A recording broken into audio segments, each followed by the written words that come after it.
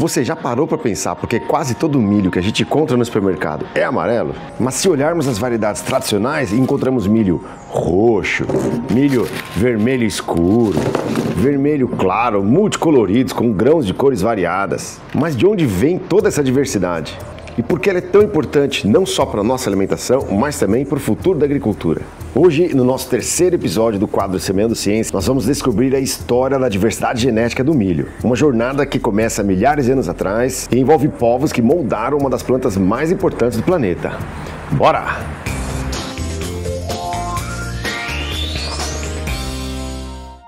Antes de falarmos sobre a diversidade genética, nós precisamos falar de onde veio o milho. O milho moderno, o Zea maíz, tem origem na América Central e na América do Norte, mais precisamente onde fica hoje o México. Ele foi domesticado há cerca de 9.000 anos, a partir de uma planta silvestre chamada teoscinto, o Zea maíz parviglumis. O teoscinto era uma gramínea pequena e com grãos duros, nada parecido com o milho que nós conhecemos hoje. Mas, com o passar dos séculos, os povos como os maias, zapotecas, astecas e incas começaram a selecionar a cada colheita as espigas maiores e com os grãos mais macios. Essas práticas agrícolas milenares transformaram o teoscinto em algo completamente novo. O milho foi se adaptando a diferentes regiões, desde os vales andinos até as planícies do Brasil, se espalhando por todo o continente.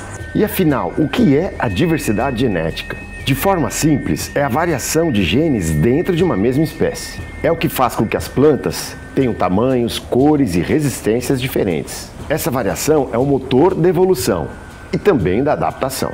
No caso do milho, essa diversidade é imensa. Existem variedades com ciclos diferentes, cores diversas e até texturas e sabores. Dá uma olhada nesse take aí que eu fiz com a colheita de milho tradicional lá da escola em que eu trabalho. Toda essa produção é mantida pela professora Malu e os alunos do curso de meio ambiente.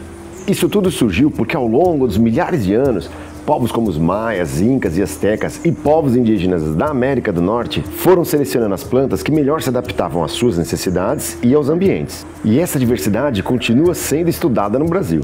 Um exemplo é o trabalho publicado na revista Ciência Agronômica e realizado no sudeste do estado de Minas Gerais, onde pesquisadores analisaram populações locais de milho para entender a sua variabilidade genética e o potencial produtivo. Eles usaram técnicas de caracterização morfológica e de diversidade genética, identificando variedades promissoras para a agricultura familiar. E como que a natureza consegue produzir uma variedade tão grande de cores? Essas cores vêm de pigmentos naturais, chamados de antocianinas e carotenoides. As antocianinas são responsáveis pelos tons mais vermelhos e roxos, e os carotenoides mais amarelados e alaranjados. Além disso, os povos indígenas cultivavam variedades específicas não só pela cor, mas também por uso cultural e medicinal. Alguns milhos eram utilizados em rituais, outros na culinária e até em remédios tradicionais.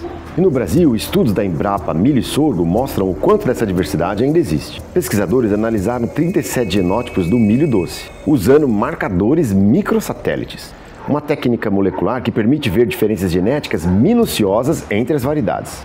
O resultado mostrou alta variabilidade, reforçando a importância de se conservar esses materiais genéticos. Mas se existe tanta variedade, por que quase sempre no supermercado e nas feiras nós encontramos apenas o milho amarelo? A resposta está na agricultura moderna. O milho amarelo híbrido tem um alto rendimento, cresce de forma uniformizada e ao mesmo tempo é mais fácil de ser mecanizado. Além disso, ele atende às exigências da indústria de alimentos e de rações. Ou seja, ele também atende a uma questão de mercado. Mas essa padronização tem um custo alto, a perda das variedades tradicionais. Hoje, a maior parte do milho cultivado é geneticamente muito parecido, o que significa maior vulnerabilidade a pragas, doenças e as mudanças climáticas. Preservar a diversidade genética do milho é essencial para garantir a segurança alimentar no futuro. As variedades tradicionais possuem genes que podem ajudar o milho a resistir a pragas, doenças e a mudanças do clima. E preservar essas variedades é também preservar cultura e história. Cada tipo de milho tradicional carrega o conhecimento de gerações inteiras de agricultores e também de povos indígenas. No Brasil, por exemplo, existe o Programa de Aquisição de Alimentos, ou o PAA.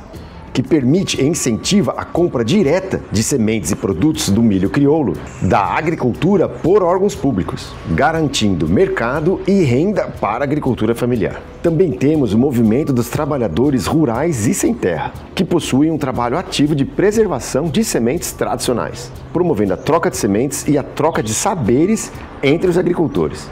A diversidade genética do milho é um verdadeiro tesouro, fruto da sabedoria dos povos que vieram antes da gente.